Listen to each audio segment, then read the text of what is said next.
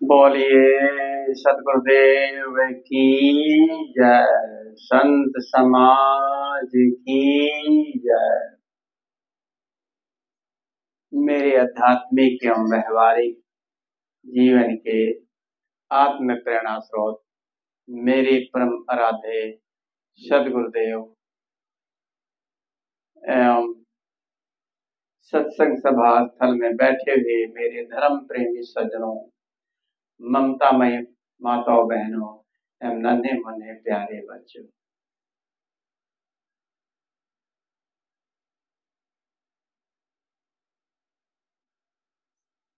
सदगुरु यहाँ पर स्वरूप स्थिति रहनी पर प्रकाश डालते हैं। लोगों में चर्चा है कि आखिर उसका नाम क्या है। इतने नाम एक व्यक्ति के नहीं होते, भगवान के इतने नाम, कितने नामों से उसको पुकारा जाता है। आखिर में उसका असली नाम क्या है? इतने भगवान हैं हमारे हिंदुओं में कि गिनती नहीं हो सकती। इतने देवी देवता, पहले तो 33 करोड़ देवी देवता थे, अब तो बहुत ज्यादा बढ़ गए हैं। पता नहीं 40 करोड़ ना हो गए हों। 40 करोड़ नहीं, आज देवी देवता हमारे 130 करोड़ हैं, से ज्यादा है। 130 करोड़ से ज्यादा देवी देवता हैं। हम लोग देवी देवता कहते किसको हैं, इस पर भी कुछ विचार है। सदगुरु यहाँ पर कहते हैं कि जाकर नाम अकौहा रे भाई, ताकर कहा रमैनी गाई। रमैनी मतलब उसके गुणगान, चौपाई, दोहा, किसी शब्द में कैसे उसको गाया जाए। जाकर नाम अकौहा रे भाई, ताकर कहा रमैनी गाई। कहे तात्पर्य एक ऐसा, जस पंथी बोहिट चढ़ वैसा, है कछु रहनी कहनी की बाता, बैठा रहे चला दिन जाता पुन जाता। रहे बदन नहीं स्वांग स्वभाव, मन अस्थिर न बोले काहू।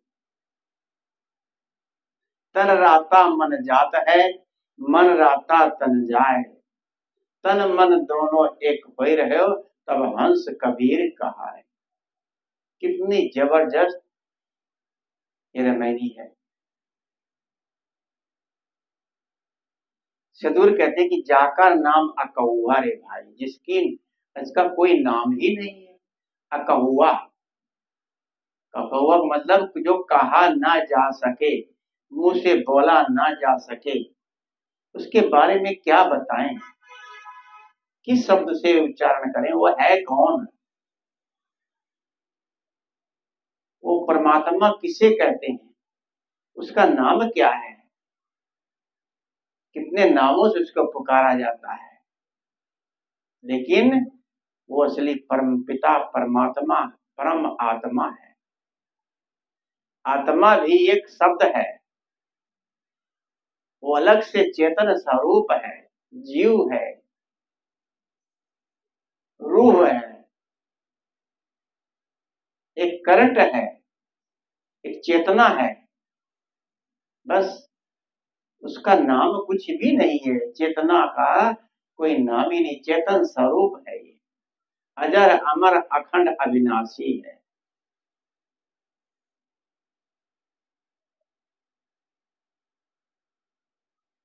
अजर अमर है, वो कभी मरता नहीं, उसके और अखंड कोई टुकड़े नहीं होते। हमारे से सदगुरु साहब, सदगुरु सेवलाल साहब जी कहते थे कि अहम शुद्ध चेतन ज्ञान स्वरूपम अजराहम अमराहम अखंडम अनूपम। अहम शुद्ध चेतन, मैं एक शुद्ध चेतन हूँ। ज्ञान स्वरूपम, ज्ञान का स्वरूप हूँ। अजराहम, अजर है, अजर न मरने वाला उसको अजर कहते हैं। अजर, अमराहम, अमर। अजराहम अमराहम, अखंडम, उसके कोई टुकड़े नहीं होते। अनुपम, सबसे सुंदर। गीता में भी कहा है,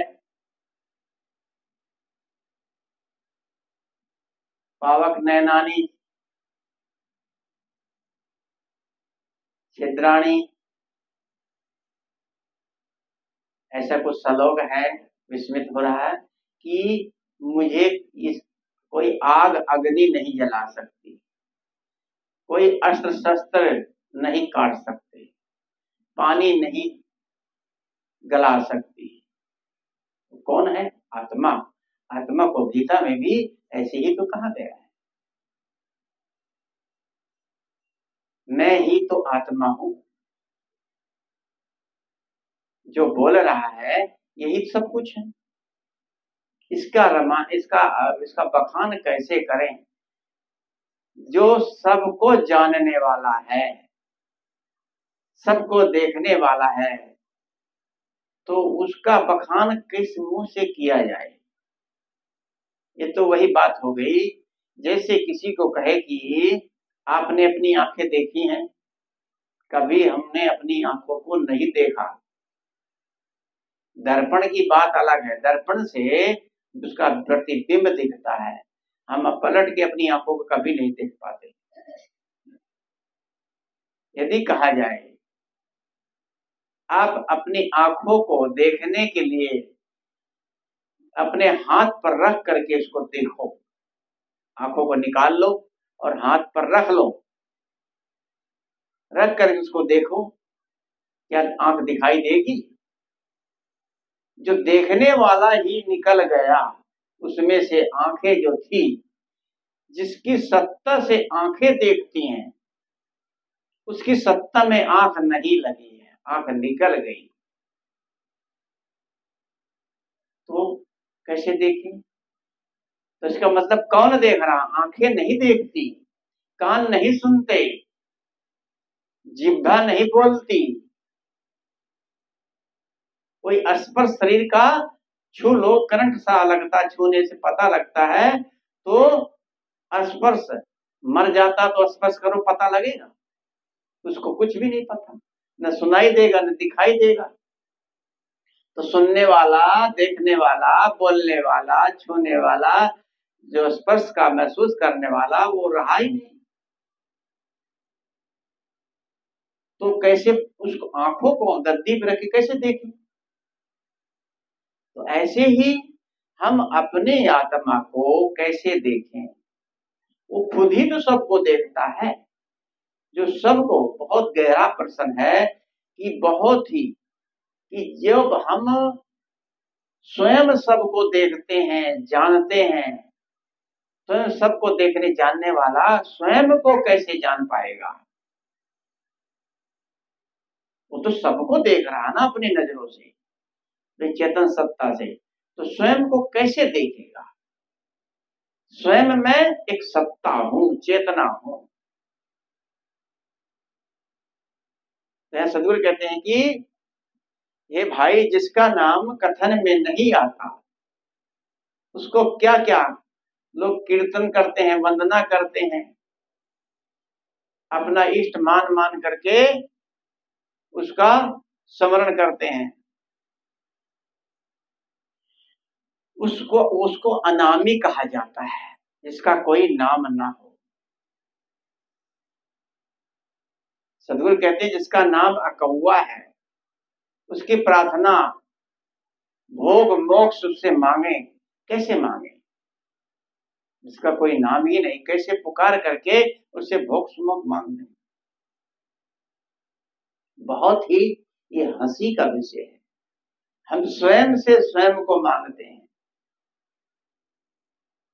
ये कितनी व्यंग्यात्मक चौपाई है कि जाकर नाम अकौवा रे भाई।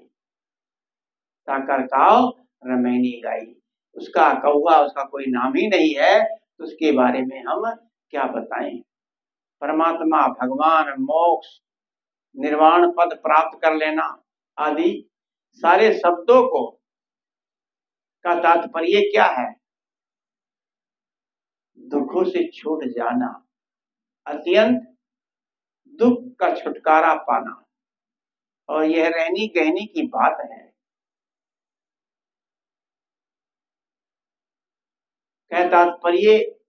एक ऐसा जैसे जस पंथी पोहित चढ़ वैसा, जैसे पंथी कोई चिराही की वो नाव पर सवार होकर के जाता है, ये रहनी कहनी की बात है। बैठा रहे चला तो नहीं जाता, जैसे नाव में बैठे हैं और चले जा रहे हैं, चल नहीं रहे हैं लेकिन चल रहे हैं। इसी तरह से लोग जो है असली ज्ञान को नहीं पकड़ते, कल्याण का मार्ग क्या असली है उसको नहीं जानते, पत्थरों में मूर्तियों में इनसे भोग मोक्ष मांगते हैं। जो स्वयं हम जिनकी रचना करते हैं, हम बनाते हैं, उनसे भोग मोक्ष मांगते हैं और अपने आचरण में सही रहनी को नहीं उतारते।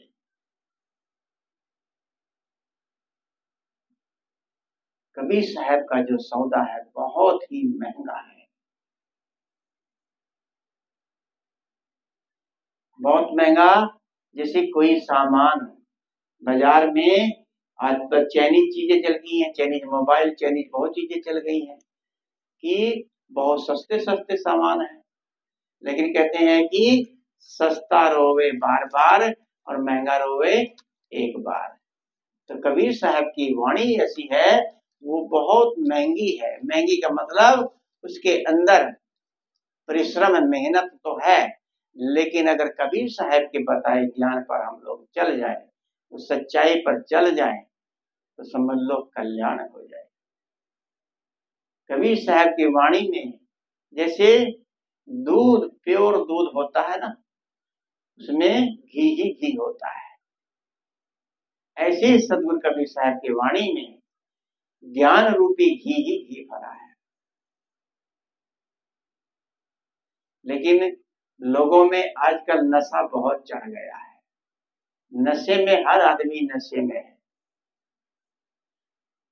नशा शराब में नहीं है, नशा आदमी के अंदर है, बिना शराब के ही नशे में है। कोई धन के नशे में है, कोई अपने परिवार के नशे में है, कोई अपनी ताकत जवानी के नशे में है। हर आदमी को नशा चढ़ा हुआ है। पाप भोग मोक्ष मांगते हैं, कथा वाचक, कथा करा करा के, कीर्तन करा करके,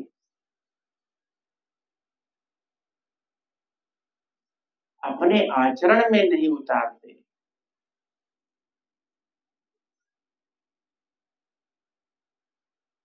जिस दिन व्यक्ति को सही मार्ग, सही त्याग का मार्ग पता लग जाएगा कि क्या ग्रहण करने योग्य है क्या नहीं,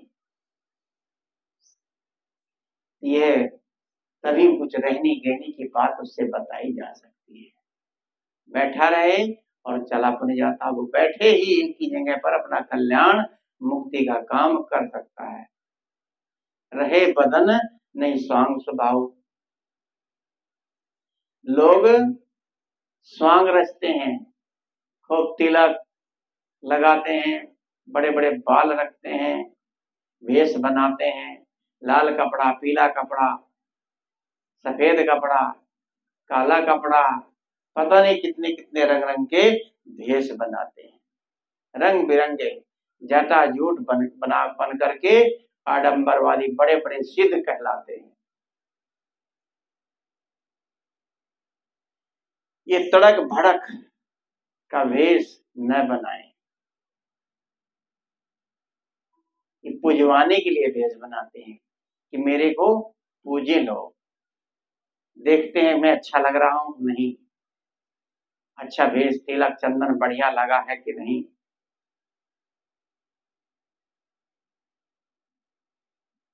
जो असली साधक होगा, असली संत होगा, वो मध्य श्रेणी में रहता है, मध्य के जीवन में जीता है, न जाता तड़क फड़क, न जाता जटाजूट, न जाता कोई आडंबर दिखावा। मध्यवर्ती वेश में रहने वाला ही असली साधक या संत है। मन अस्थिर नहीं बोले काहू, ये आदि साखी है कि ये बहुत महत्वपूर्ण है कि मन वाणी पर संयम, मन की स्थिरता, मन की शांति के लिए वाणी का संयम बहुत जरूरी है।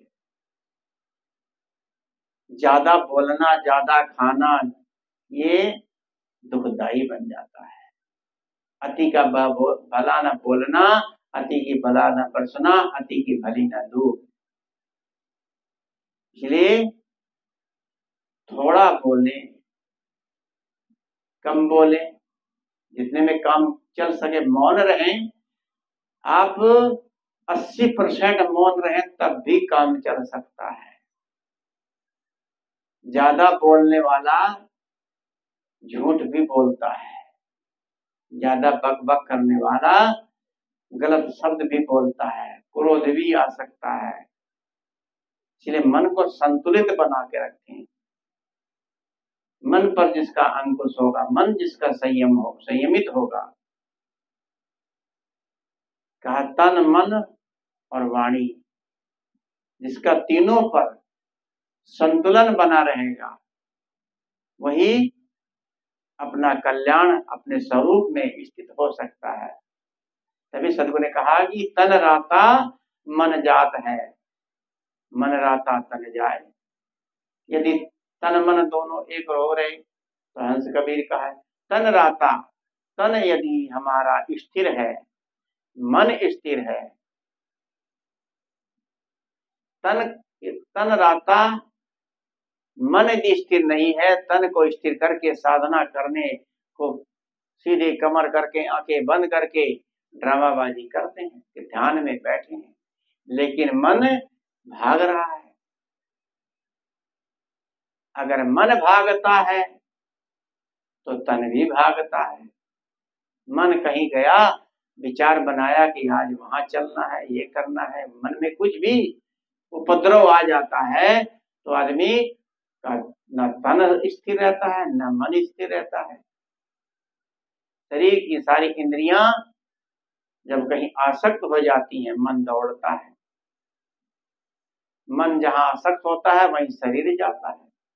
इंद्रियां इधर उधर दौड़ाती हैं, हमें विषयों में दौड़ाती हैं, घसीटती हैं। मन की आसक्ति इंद्रियों को घसीटती हैं। तन मन की को स्थिर करके विषयों से में अलग होकर के अपने को रखें, आदमी जीवन भर चैन से सुख से जी सकता है। नहीं तो ये जीवन भर आदमी संसार में टट्टू बना रहता है। टट्टू किसे कहते हैं? गधे को, छोटा सा होता है और वो लादी लाता है, ले जाता है, गिराता है, लाता है, गिराता है। ये वह हम टट्टू बने नहीं।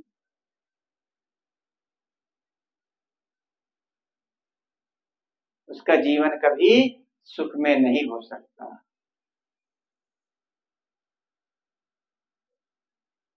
परंतु तन मन एक होए रहे, सदगुरु कहा कि तन मन एक होए रहे, तब हंस कबीर कहा है। जब तन और मन स्थिर हो जाता है, जिसका तन मन एक हो जाता है, वह हंस हो जाता है। हंस किसे कहते हैं? हंस का अर्थ है जो पानी, दूध में पानी मिला दो और उसको नीर क्षीर विवेकी जो होता है, दूध को अलग पी लेता है, पानी छोड़ देता है, उसको हंस कहते हैं। एक ही हो रहे, एक ही का अर्थ है एकाग्रता पूर्वक स्थिरता से मन वश में जिसका रहता है वह हंस कहलाता है। हंस निश्चल विवेकी होता है, जो मन और शरीर पर विजयी हो, जड़ चेतन सत असत्य खाद्य खाद्य पर सब पर विवेक करता हो, उसे हंस कहते हैं। अच्छे बुरे की पहचान हो, परख हो, परख करके हर चीज को, वाणी को परख करके मानो, आंख बंद करके मत मानो, हर चीज को परखो। अरे हम पारखी हैं भाई, कोई कबीर साहब भी पारखी नहीं है, हम सब पारखी हैं। ये जीव पारक स्वरूप है।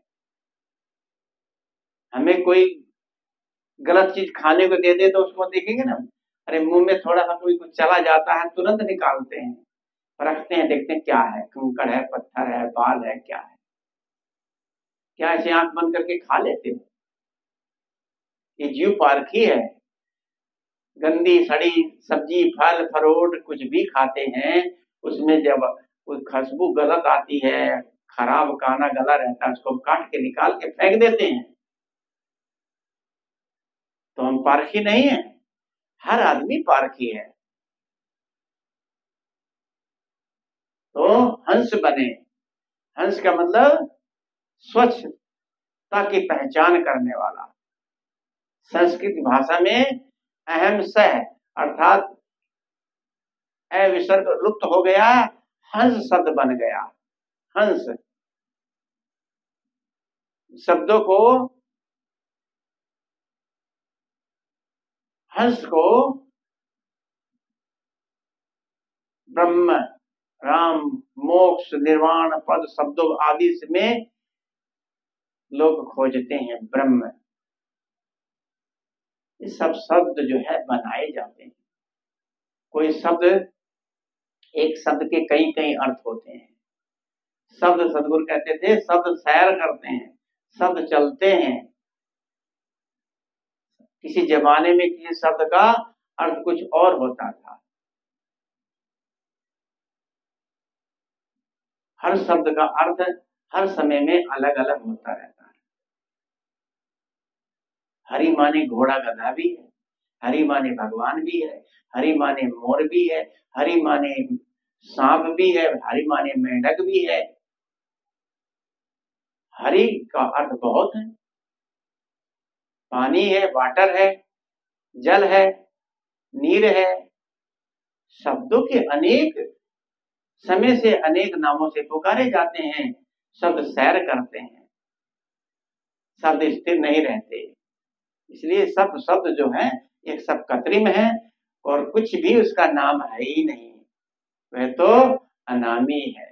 बाकी सब कृत्रिम है। जितना भी नाम लिया जाता है सब बनाया हुआ होता है। सदगुरु ने कहा, यहाँ सदगुरु कहते हैं कि वाके कोई माई न बापा, जाका नाम मकौआ रे भाई, ताका का रमैनी भाई गाई। ताकि कोई माई न बापा, उसकी कोई माँ बाप कोई नहीं है। इन सारी बातों को समझना चाहिए। जीव स्वरूप स्थिति हमारी अपने स्वरूप में स्थित होना ही, अपने में लीन होना ही, एकाग्र रहना तन मन की स्थिरता है। यदि हमारा मन स्थिर है तो तन भी स्थिर है। जब भी किसी ने कहा कि सदगुरु ने कि सब एक साधे सब साधिया, सब साधे एक जाए, जैसे सींचे मूल को बोले फले अधाय। सबको साधने चले, मन को साध लो। मन आपका सद गया तो समझ लो सब कुछ सद गया। और तुम सबको साधने चले, अपनी इंद्रियां, सब का मतलब सारी इंद्रियां, आंख को, कान को, नाक को, जीभ को, स्वाद को, इनको सबको साधने चलोगे तो नहीं सद पाएगा। इसलिए हमें अपने स्वरूप में स्थित होने के लिए अपने मन को साधना है, मन को विषयों से हटाना है। साधक को इसलिए अपना बहुत दिखावा भेष नहीं करना चाहिए। अपने मन पर विजय पाना चाहिए। जिसने अपने तन मन पर विजय पाई है वही हंस कबीर कहलाता है, वही हंस कहलाता है। परख करके हर चीज को मानो, परख कर समझो। आज कल कबीर जयंती का पूरा महीना कबीर साहब कबीर जयंती मनाई जाती है। कबीर जयंती बड़े हर्ष से साथ होती है। कबीर मतलब क्या है कबीर का, इस पर भी, इस विषय पर भी विचार किया जाएगा। कबीर कौन, कबीर ने हमें क्या दिया, कबीर को हम क्यों माने, कबीर किसके हैं, ये सब बातें इस विषय पर कल होगी। तो इन्हीं शब्दों के साथ अपनी वाणी पर विराम देता हूँ। बोलिए सदगुरुदेव की जय, संत समाज की जय। वंदन है जी गुरुदेव आपको, वंदन है जी गुरुदेव आपको, वंदन है। काल जाल का